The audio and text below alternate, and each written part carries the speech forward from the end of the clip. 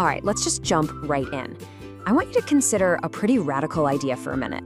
What if your life, with all of its ups and downs, its wins and its losses, what if it isn't just a random series of events? What if it's actually a game? No, really, just let that sink in. What if everything you see, feel, and experience is all part of some grand cosmic game? I mean, a game so incredibly detailed, so utterly convincing, That you, the actual player, made a conscious choice to forget you were even playing. Yeah, you willingly gave yourself amnesia. But why on earth would you do that? well, think about it. If you always knew it was a simulation, where would the stakes be? The thrill of the chase, the genuine joy of a victory, it would all feel a little hollow, wouldn't it?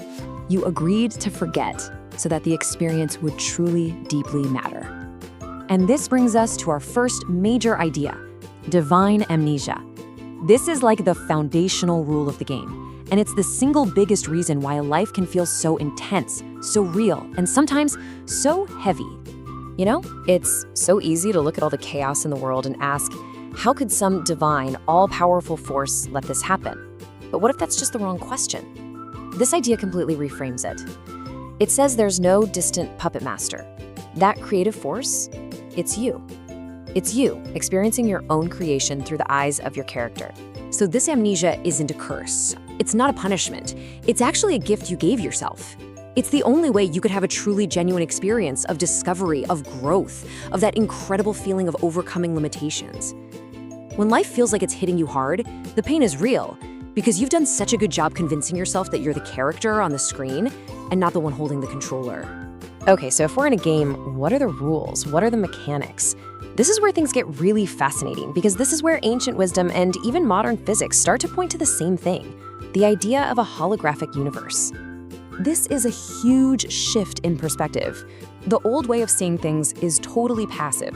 Life is just happening to me. I'm a victim of circumstance. But the new worldview is active. Reality stops being something that happens to you and starts being something that happens through you. It's a reflection. And listen, this isn't some new age fad. We're talking about wisdom that's thousands of years old. Sages like Hermes Trismegistus taught this exact principle. It means your outer world is simply a mirror of your inner world. What you experience out there is a direct reflection of the consciousness you hold in here. So this big holographic mirror is on 24/7, and it's constantly reflecting your inner state. It's shaped by your dominant thoughts, your core emotions, and just your overall state of being. The reality you're in right this second is a perfect match to the self you've chosen to be. So if our 3D world is just the reflection in the mirror, where's the actual image coming from? Where's the source code? To find that, we've got to start thinking fourth dimensionally. This is a powerful idea, especially from teachers like Neville Goddard, about how to access the very control panel of your reality. I want you to imagine the fourth dimension as this vast, infinite server. It holds the programming for everything. Every single possibility, every potential version of your life, every single reality you could ever dream up. It's not something you have to invent. It already exists right now as a complete program, a complete world line. So how do you create your reality? The process is actually stunningly simple. First, you choose the reality you want by conceiving of it in your imagination. That's you operating in the 4D plane. Second, and this is the absolute key, you have to persist in the feeling of that wish already being real. You embody it. And third, you just watch. You watch as your 3D world, the mirror, begins to rearrange itself to match that internal state. But why isn't it instant? Well, think of reality like a waterfall. The fourth dimension is at the very top, the source. Our 3D physical world is way down at the bottom. It's the densest, slowest part of the flow. That time lag between cause and effect is just part of the game's physics. It's designed to test your persistence. The mirror will change, but you can't get discouraged and walk away just because there's a bit of a delay. Look, understanding the theory is one thing, but how do we actually apply it? How do we stop just reacting to the game and start consciously playing it? Okay, let's get really practical here with 3 keys to mastering this experience. So here's your player's toolkit. We're gonna cover 3 game-changing techniques. How to assume the feeling, how to synchronize your mind for better clarity, and a really powerful technique called the backward review. First up, assume the feeling. This is the heart of the whole thing. You cannot stand in front of a mirror with a frown and wait for your reflection to smile first. It just doesn't work that way.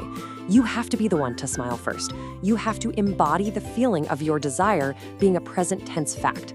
That very act tunes your entire being to the frequency of that reality, which commands the mirror to reflect it back. Second key, synchronize your mind. When the game gets overwhelming, it's easy to get stuck in frantic, one-sided thinking. A super simple way to restore balance is to use cross-lateral movements. Seriously, try it right now. Just cross your arms over your chest or cross your legs. That simple physical action encourages the left and right hemispheres of your brain to start communicating again, bringing them into harmony and giving you access to your full mental power.